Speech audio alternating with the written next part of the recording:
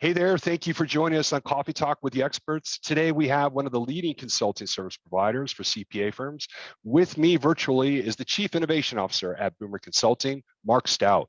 Marc helps meet the growing needs of CPA firms by leveraging his experience to provide strategic technology assessments, planning, visioning, and coaching.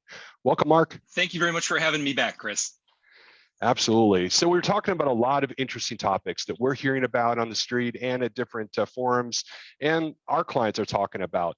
One of the things that a lot of people are, really digging deep is the role of technology and as it respects to talent and how important it is. Yeah, talent right now is probably the number one topic. It's something that everybody is worried about, they're concerned about, they're trying to figure out what it's going to look like, what it's going to be going forward. But there is a role that technology can play in that as well. And I mean, there's honestly, there's a role that technology plays across the firm.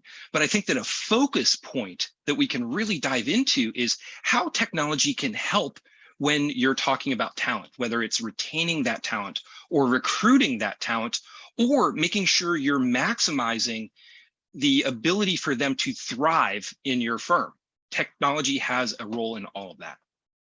Absolutely. And we're seeing that a lot of prospect employees are looking at technology and the firm and how they're investing in technology to support the needs of the organization.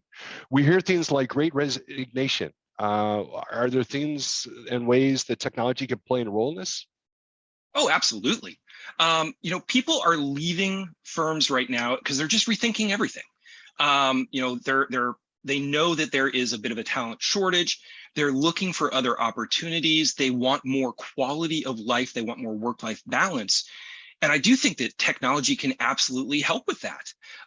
When we think about things like the, working from home and all the ways that happens, how are we integrating those people into our firm? How are we making sure that they are feeling the culture that is there in the firm? Because that's one of the things, your team, the people that you interact with, the personalities and that culture of the firm are all things that are super, super critical for people being happy with where they are, for people thinking that they've got a longer term future there. And technology can definitely help either through systems or just through transparency and connecting people. There's all sorts of different ways that we need to be thinking about technology as a focal point for this. And there's no doubt that hybrid work is here to stay, but how can technology play an important role by creating a flexible and adaptable work environment for all their employees?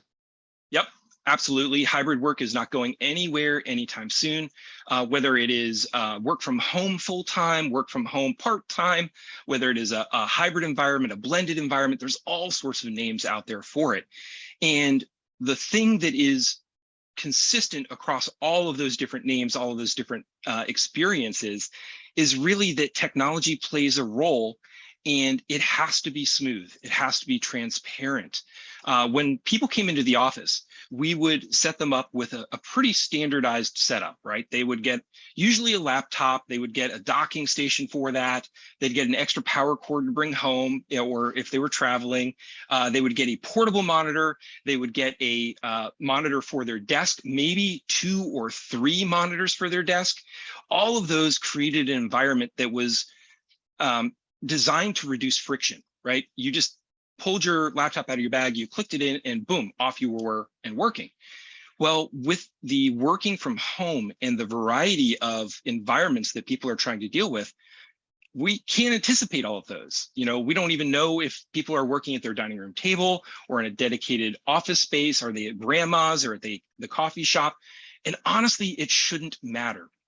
From a technology perspective, we want them to have the exact same experience, which is smooth and effortless, that they do in the office. So how are we going to start thinking about that? And one of the ways that I find that technology can most help is by giving guidance to them. A lot of people, I'll use an example here, a little bit of a story, a lot of people have wireless networks at home, right? That's the only network that they have. It's something that they've had for years. This is not new technology.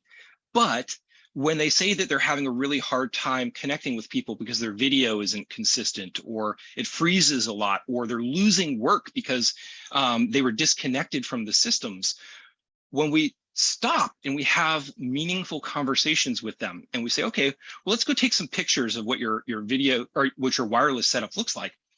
And you do, and you see that they are using a wireless router that was provided to them by the cable company 6 or 7 years ago. And it used to be white, and now it's dark chocolate brown because the plastic is so old, it's actually changed colors. How are you going to have a great technology experience through that? You're simply not. But they don't know to ask those questions. And that's the role of technology in reaching out and giving guidance to people to say, there are really better opportunities for you to have a quality technology experience at home. It doesn't mean you have to drive out there and send somebody to their house. That is not at all what I'm saying. But if you gave them a list of 3 or 4 Wi-Fi routers, if you gave them a list of great monitors, if you gave them a list of if they have to provide their own laptop, for example, which ones are going to give them the quality that they're looking for? What about bandwidth guidelines? How much is too much? How much is not enough? Some of those things could really make just a huge difference in the quality of their day-to-day life. And technology has a very, very specific responsibility there. So the employee experience has really become a dominant factor, and it's as if the market has shifted. Back, when I first started, my employer would set me up and I would have to work the way they wanted me to work, but now it's almost shifted. So employee experience definitely needs to be part of the conversation. Can you talk about that, how we can improve that? Yeah, the employee experience is something we're focusing a lot on. We're actually helping firms go through different engagements with us where we're walking through and mapping out what that employee experience looks like.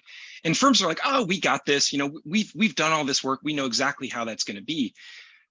But then you sit down and you actually ask questions about how is their experience when they're recruited. Oh, they're rock stars. It's like we're dating them. We wine them, we dine them, we tell them how great things are going to be. Okay, well, how is their experience on their first day? It's a little less rock starish, right? They might have to wait for some of their equipment to come in. They might not be set up in all the systems that they're supposed to be set up in. They might not have the usernames and passwords that they need. And all of this used to happen in a conference room. They were all shuffled into a room and everybody would get together and they wouldn't leave the room until everything was right. Well, in our virtual world now, making sure that that virtual onboarding experience is a big opportunity for both technology to play a role, but for firms to really invest in the length of time that people are going to spend with them. Now, even once you onboard, by the way, you still have to continue to build that experience. You want to make sure that they've got collaboration tools, that they know how to reach out to people, that they are connected, and the technology can be the strings that connect people. Whether it's using Teams and Presence and instant messaging and knowledge bases and all of those types of things. There's lots of tools out there for collaboration that continue to build on that employee experience and make them feel part of something bigger. And with hybrid work here to stay and for the foreseeable future, firms are now no longer just supporting one environment in the office, but now they're having to support people on the road, at client sites, and now at their home offices. How is supporting these people changed these days? And how are firms, what can firms do to help with that? Yeah, it's, I ask, oftentimes at our communities, we ask people how many offices they have, and people have stopped saying how many physical offices, how many buildings they have, and they're telling me how many employees they have. So for example, you might, it used to be, oh, we have 2 offices. Now they're saying, oh, we have 80 offices. Because we have 80 full-time employees and none of them come into the traditional office environment anymore. So we have to think about these as individual offices, and they may be in different states, they may be in different time zones, which means we've got to be able to support them during their workday, which means that the support hours are starting to change a little bit. It's no longer assumed that everybody's working synchronously or from the same start to the same finish. We now have asynchronous work, which is something we're going to be hearing a lot more about, that's a term that is definitely trending, is asynchronous work, and how do we really lean into that. But I think that the role of technology professionals also has changed. There used to be this concept of, okay, well, once you step outside of our space, our traditional office space, you're kind of on your own. That's, at home, if you want to work from home, that's all on you. These days, we have to be much more proficient at guiding people, at giving them advice, and really understanding that we went from 2 or 3 offices to 80 to 100 to 150 to 1,000 to 3,000 offices. And all of the things that come with that are definitely causing a little bit of a strategic rethinking for technology professionals. But what will it take to improve the quality of technology for the workforce of the future? Yeah, I think that the thing that you have to keep in mind is that technology is an experience unto itself. The technology usually isn't broken so much as it is not leveraged properly, not strategically applied. And your work experience is oftentimes going to depend on your technology experience.